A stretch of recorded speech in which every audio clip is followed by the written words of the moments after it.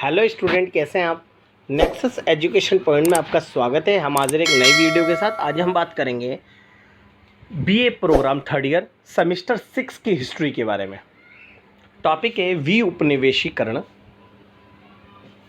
किसे कहते हैं, इसके कारण और परिणाम बताइए। तो बच्चों, वी उपनिवेशीकरण का आपका जो भी क्वेश्चन है वो उसका आंसर ये रहेगा। चलिए हम बात करते हैं वी उपनिवेशीकरण किसे कहते हैं। अगर मैं बात करता हूँ वी उपनिवेशीकरण सामान्य अर्थों में होता क्या है।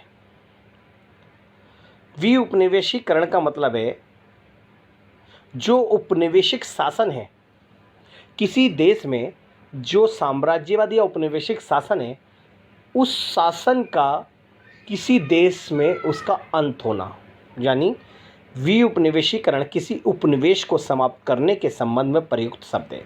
जैसे कि एक सबसे बड़ा एग्जाम्पल कि जब विकासशील देश में, जब भारत में अंग्रेजों का शासन था तो ये उपनिवेशवाद था।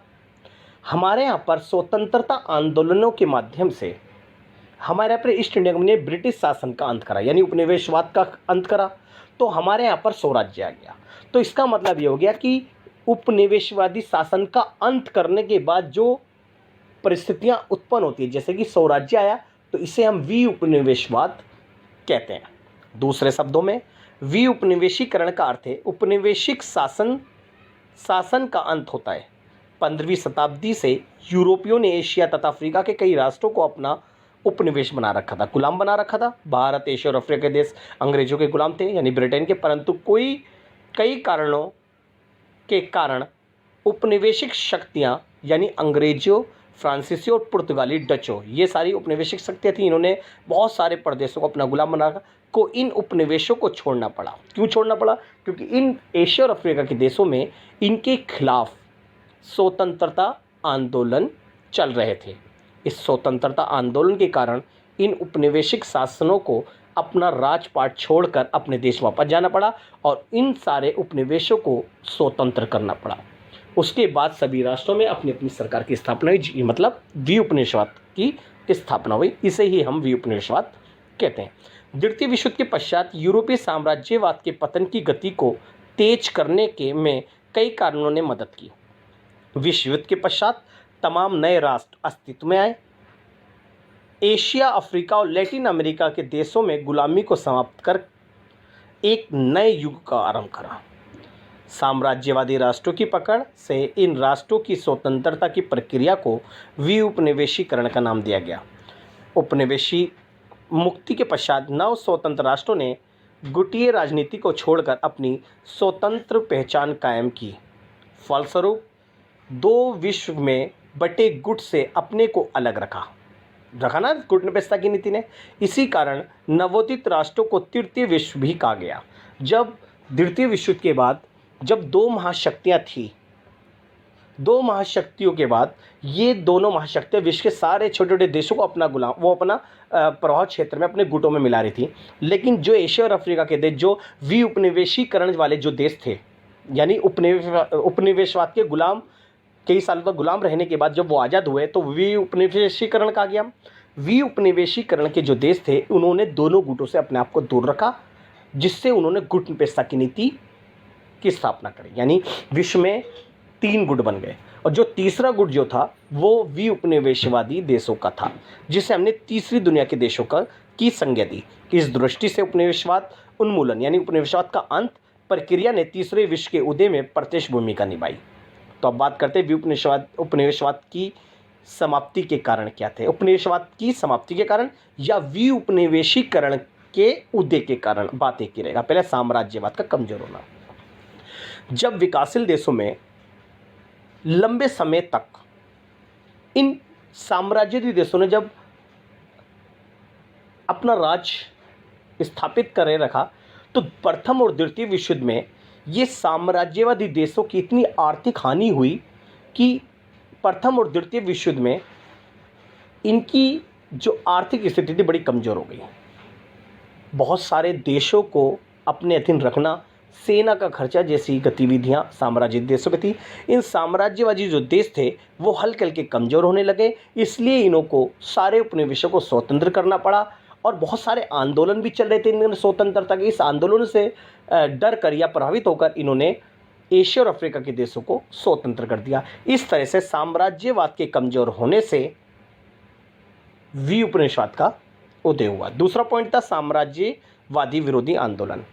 जितने भी विकासशील एशिया और अफ्रीका के देश थे उनमें साम्राज्यवादी विरोधी आंदोलन चल रहे थे। बढ़ चढ़कर ब्रिटिश साम्राज्य को टिकाना यानी नुकसान पहुंचाया जा रहा था। इन्होंने संघर्ष बहुत करा।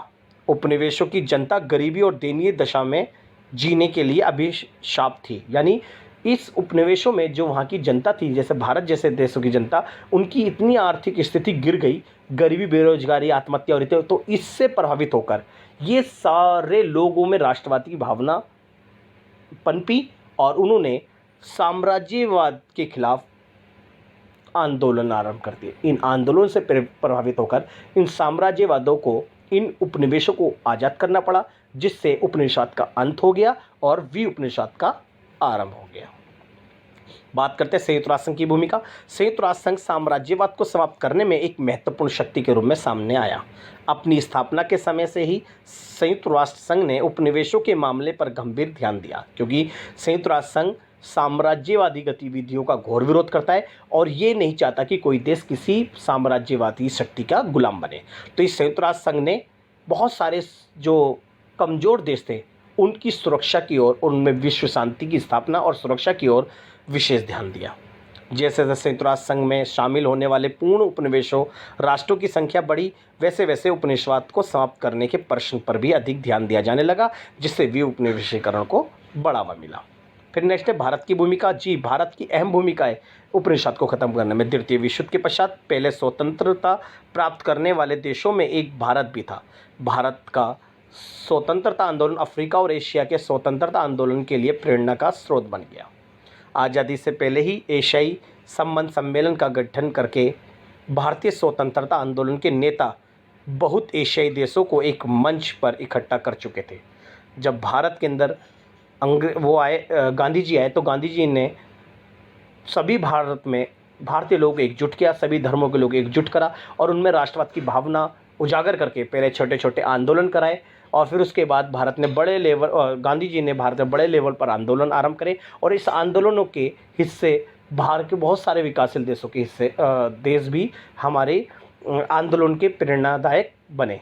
मतलब हमारे आंदोलन उनके लिए प्रेरणादायक बने।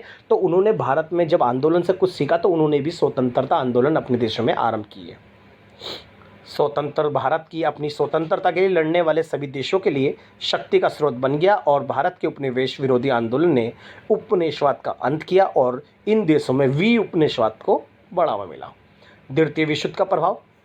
युद्ध से पहले उपनिवेशी जनता यूरोपीय सेना को शक्तिशाली मानती थी, किंतु युद्ध के आरंभिक चरण में जापानी सेनाओं की सफलता ने इस मिथक को चकनाचूर कर दिया, क्योंकि हम जानते थे कि सारी ब्रिटिश उपनिवेशवादी जब ब्रिटेन की सेनाएं यानी जो साम्राज्यवादी सेनाएं वो बहुत ही पावरफुल है, लेकिन जब इनकी हमने हार देखी द्वितीय विश्व युद्ध में और जापानी सेनाओं ने इन्हें डटकर सामना किया और इनका जो हमारा जो मिथक था, मतलब इन देशों के प्रति जो हमारे में भ्रम था कि ये सेना नहीं हार सकती, उसमें हमने जापानी सेनाओं के माध्यम से हमने उनको हारते हुए देखा तो यहाँ कॉन्फिडेंस बढ़ा। इसके अतिरिक्त द्वितीय विश्व युद्ध में मित्र राष्ट्रों को विजय प्राप्त हुई और ये सभी देश युद्ध में काफ़ी कमज़ोर हो गए थे, जिसके कारण उन्हें अपने उपनिवेशों को आज़ाद करना पड़ा, जिससे वी उपनिवेशीकरण को बढ़ावा मिला। ये जो कारण थे हमने वी उपनिवेशवाद के कारण पढ़े। अब बात करते हैं वी उपनिवेशीकरण के परिणाम। पहला है एशिया और अफ्रीका में ब्रिटिश साम्राज्य शक्ति का अंत हो गया।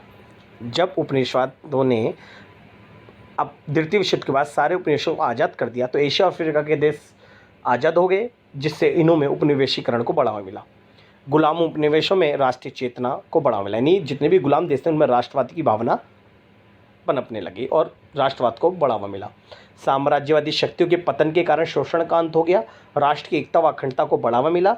वी उपनिवेशीकरण के कारण विश्व में तृतीय विश्व युद्ध का उदय हो गया, यानी तीसरे विश्व युद्ध मतलब जो विकासशील देश है ना उनका एक गुट, यानी गुट में स्थगित नीति।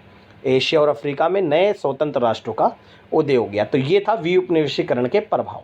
तो इस क्वेश्चन को आप बहुत अच्छे से कर लीजिए, आपके एग्जाम में आने की संभावना है, मोस्ट इम्पोर्टेंट क्वेश्चन है।